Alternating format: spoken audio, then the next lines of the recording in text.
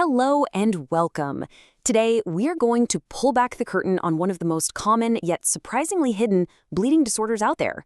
We're going to demystify von Willebrand disease and introduce you to a crucial protein that's basically the secret captain of your body's clotting crew. So think about this for a second.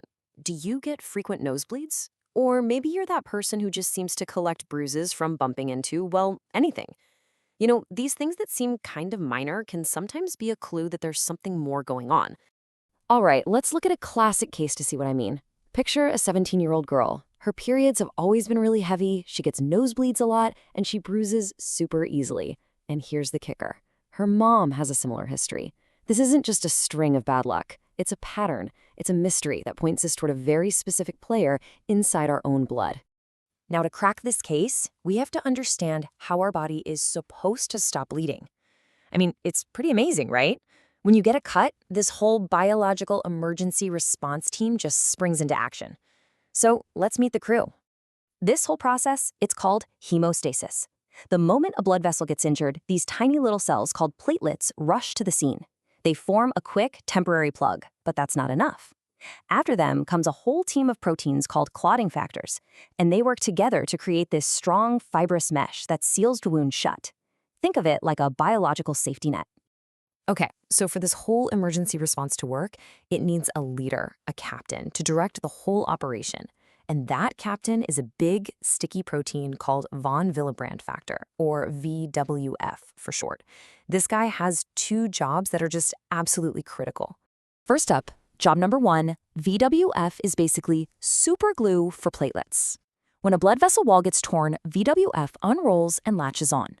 Then, as platelets are flowing by, it just grabs them and makes them stick to the injury site so they can start building that initial plug. Without this glue, the platelets will just whoosh right on by.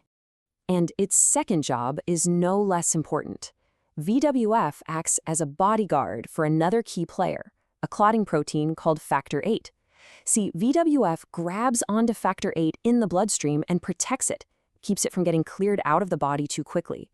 This makes sure there's plenty of factor VIII around when it's needed for the final, strong clot. So, you've got the glue and the bodyguard. It's a pretty elegant system. But what happens when the captain isn't doing its job? What happens when the glue doesn't stick or the bodyguard is nowhere to be found? Well, that's exactly what von Willebrand disease is. It's an inherited disorder where the problem lies with that captain protein. It really boils down to two things.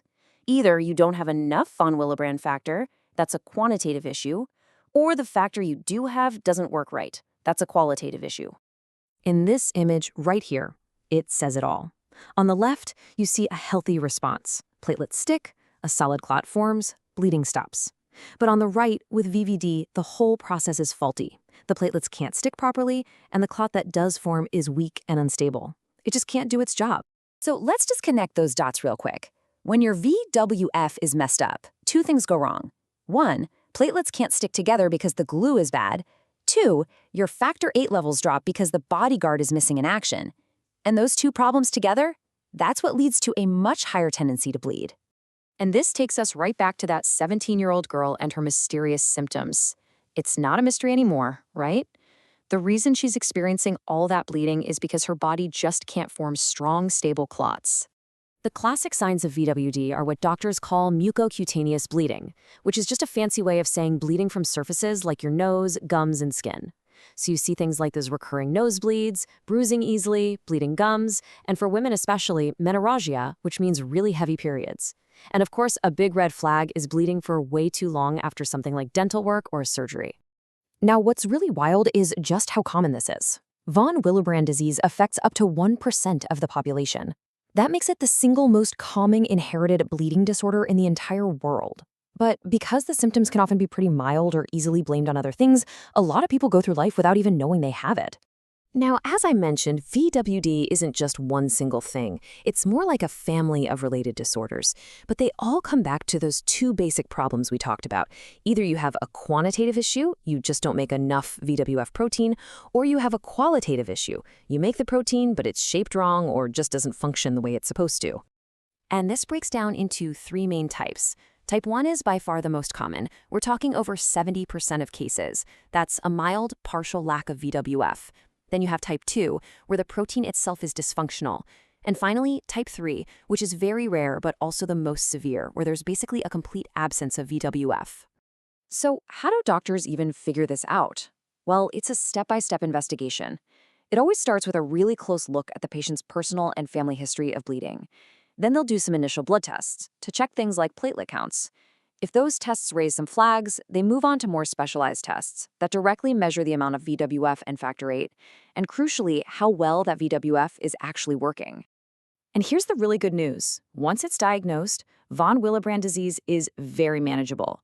The goal isn't necessarily to cure it, but to control the symptoms so that people can live totally full, normal, and active lives.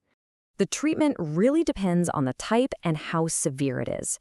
For milder cases, there's a medication called desmopressin that actually helps your body release its own stored-up VWF. For more severe cases, patients can get infusions of VWF concentrates, basically replacing what's missing. Then there are other meds that help make clots more stable, and, of course, hormonal therapies can be a huge help for women dealing with heavy periods. And this brings up such a critical point. Even though VWD affects men and women in equal numbers, women often bear the brunt of the symptoms because of menstruation and childbirth. In fact, heavy periods are often the #1 symptom that finally leads a woman to get a diagnosis. It's a huge reason why these kinds of symptoms should always be taken seriously. So let's end right where we started. That common symptom, that frequent nosebleed, that easy bruising, those heavy periods, it isn't always just a nuisance to be ignored. It could actually be your body's way of telling you that its clotting captain might need a little bit of support. And just being aware of that is the most important first step. Thanks so much for joining me for this explainer.